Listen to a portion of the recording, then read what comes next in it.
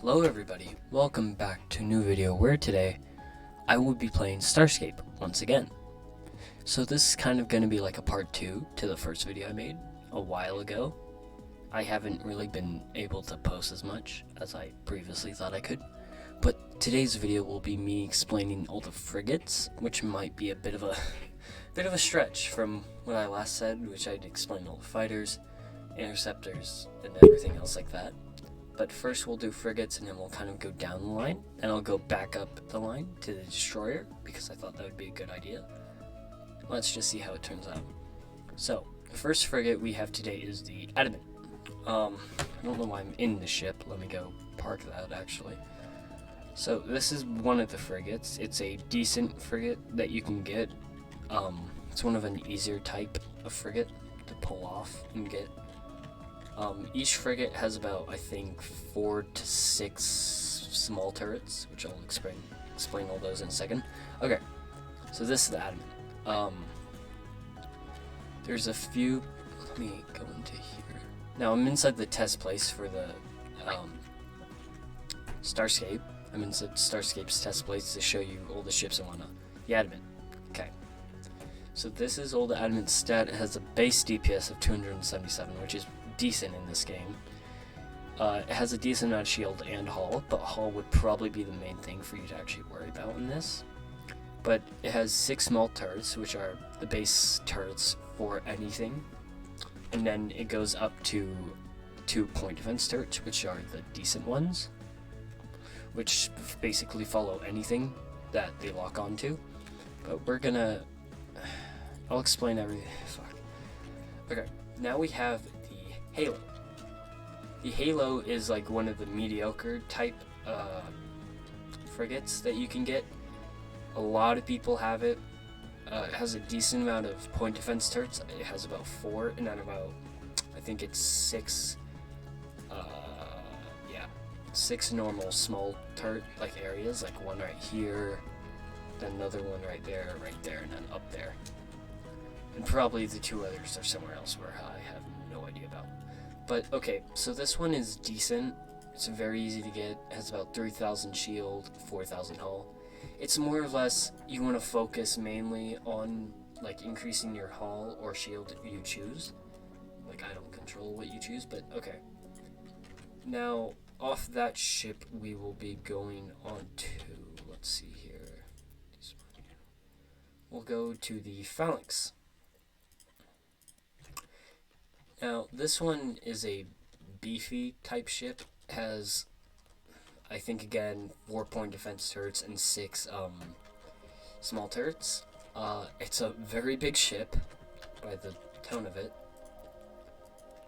Yeah, so it has about 1,000 shield and about 8,200 hull, which makes it a really big ship.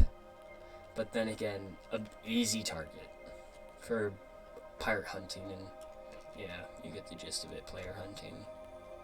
Now, off of the Phalanx, we will go on to the Liberty. Now, this ship you can only get if you have a blueprint from the Linstein Federation, which is the blue team over here. Now, this ship is big, quite big to say the least. Has basically the exact same thing as all of the other ones. But it has more shield and hull, which is concerning to say the least. But it has, again, 6 small turrets and then 4 point defense turrets. Yeah. Now then, off of that ship, we will be going onto the Judicator. Now this ship, you can only get with a blueprint, which is from the Caving Mandate. This one right here. It's a very nice ship. I've used it myself. It's a very decent, a really good ship to get off for like one of your first frigates, or like your second one, if you don't instantly go from a frigate to a destroyer. Genuinely speaking, I would recommend either this one or the next frigate that's going to come up, because they're both very good for like killing purposes, if that's what you're into. Now, off of that, we go to the Barracuda, which is the Falkland Empire. Falkland Star Empire ship. It's very small, but very durable and very strong. Now, with the Barracuda, as plus 10% turret damage to your point defense and small turrets, which makes it very viable for killing options. Has mainly hull than shield, which is very useful, give or say. Yeah. So that's mainly all the frigates. I'll explain everything currently. So with all frigates, they're basically a class down from a destroyer class. So that's what they are. I will explain haulers as well. So let me go actually grab some of those. I'll take you along for the trip so that you can see how the test place works actually, which would be very nice of me to do.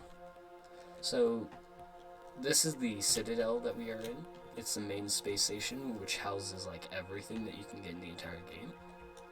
Well, not everything that you can get, because certain things are off the thing. But currently, I'm going to do all the haulers.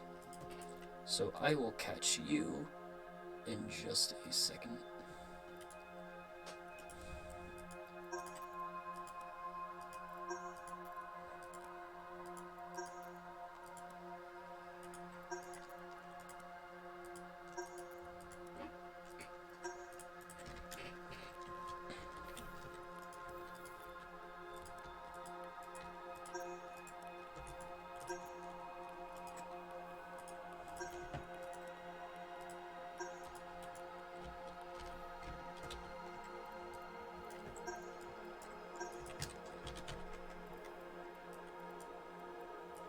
Okay, so, alright. So these are the haulers. I'll explain all of them as they are pretty durable and decently okay. Now, with haulers, they're mainly for certain missions that aren't all too... Okay, so we'll start off with, let's say, the Hyrax, which is a basic hauler. Now, the Hyrax is your standard hauler. It's small, not very durable, very weak, which is expected from a hauling type ship. Now, off of that, we will have, I'm pretty sure it would be the Zubercon, which is a big increase. I'm pretty sure this is the next in-line ship for a hauler. You can house a lot of hauling materials off of this ship. It's very, I'm pretty sure it's very durable. I mean, I wouldn't recommend using it as a fighting ship, no.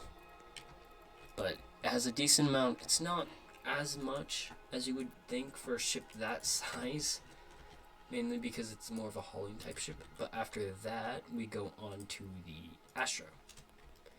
Now this is a very big hauling ship. All hauling ships have a very big decrease on how much their turrets actually do, because they're not meant for fighting. So this one houses a lot of supplies that you can get from hauling missions, but after that we go on to the Shroud, which again is a big hauler. I'm pretty sure this one has more of, let's say, more HP, but as you can see, it's very big, lots of hauling space, quite a lot actually, a lot more than I previously expected. It has a lot more hull than shield, as to be expected. And then we go on to the Vel, which I think this one's actually a few classes lower, depicting on the very little. Oh, very little. No, there's actually a lot more than I thought. Is there any up there? No? Okay. So yeah, this one is, I think it's a tier below the Shroud, having less hull and shield. But then after that, we go on to the Galaxy, which is the very last one and the biggest hauling ship in the entire game. Now this one has the most, obviously the most hauling space that you can have, the most point defense and normal turrets that you can have on said hauling ship. Now, I don't ever recommend anyone to use these for battle. You'll die immediately, but if you guys do want, I will explain, like, okay, I'll end up explaining all the fighters, interceptors, and destroyers and corvettes in a later video, but this is more or less for like visual, actually, like in-game visual shit, instead of just, oh, let me just go grab a random image of said ship and just put it in there and just describe my opinion on it. I'm not throwing any opinions out here. You go for whichever hauler you desire. I've chosen the Galaxy because it's a pretty decent hauler to actually get, and if you're not really in the mood for, let's say, hauling as much, I wouldn't even say go for it, but it's your choice on what hauler and frigate you desire to get. So I guess that's it for today's video. I will catch you all in the next one.